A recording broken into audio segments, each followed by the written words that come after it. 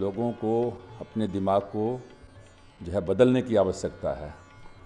आज हमें इस बात का दुख है कि जब बेटा पैदा लेता है तो हमको खुशी होती है और जब बेटी पैदा लेती है तो चिंता होता है, जबकि बाप को, माँ को बेटा से ज़्यादा बेटी प्यार करती है। बाप को जो है कष्ट होता है, बेटा उसके पास में नहीं रहता है, लेकिन बेटी पहुंच जाती है, लेकिन फिर भी हम बेटी पर ध्यान नहीं देते हैं। शादी विवाह हो जाए, उसका आधा दिल बाप माँ के पास में रहता है। इसलिए जो बेटी है, जिस परिवार में बेटी पढ़ी लिखी होती है, वो परिवार आगे बढ़ता है। चाहे राजनेता हों या जो भी हों, आप जा कर के देखिए कि जिसके परिवार में महिलाएं पढ़ी हैं, लिखी हैं, आगे बढ़ी है, उसका पुश्त दर पुश्त आगे बढ़ा है। और जिस परिवार में महिलाएं नहीं पढ़ी लिखी हैं या महिलाएं को दबा करके रखा गया है, वो परिवार आगे नहीं बढ़ता है। इसलिए जो बच्चा है, उसका सबसे पहला शिक्षक जो है, जो टीचर है, वो माँ होती है। बाप तो काम करते रहते हैं, कहीं ऑफिस में हैं, कहीं खेत में हैं, लेकिन बच्चे को देखना, उसके भविष्य को संभालना, वो सबसे बड़ा काम जो है वो बेटी का है।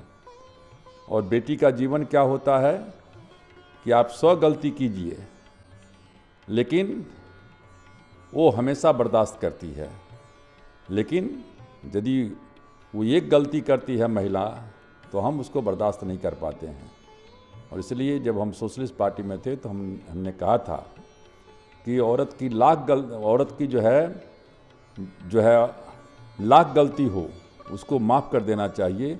इसलिए कि 1000 में कोई औरत जो है वो अपने पति के ऊपर में हाथ उठाती है, लेकिन 9999 जो है पति ही अपने पत्नी के ऊपर में हाथ उठाते रहती है। इसलिए जो ये भ्रूण हत्या है, और सबसे बड़ी दुखद बात है आज कि ये साइंस जितना डेवलप हो रहा है, लेकिन उसके साथ साथ जो ये कलंक आ रहा है कि बच्ची को पहले गर्भ में देखो कि बेटा है या बेटी है, और बेटी हो तो उसको मार दो। मैं समझता हूँ कि ये बहुत ही जो है देश के लिए कलंक का है, और इसके लिए जो भी कड़ा से कड़ा कानून बनना चाहिए वो बनना चाहिए। लेकिन हर हालत में बेटी को बचाओ ही नहीं, बेटी को बढ़ाओ भी, बेटी को पढ़ाओ भी। बेटी बचाओ, बेटी बढ़ाओ, बेटी पढ़ाओ। ये क्या कहते हैं कि जब तक हम नहीं करेंगे, देश हमारा आगे नहीं बढ़ेगा।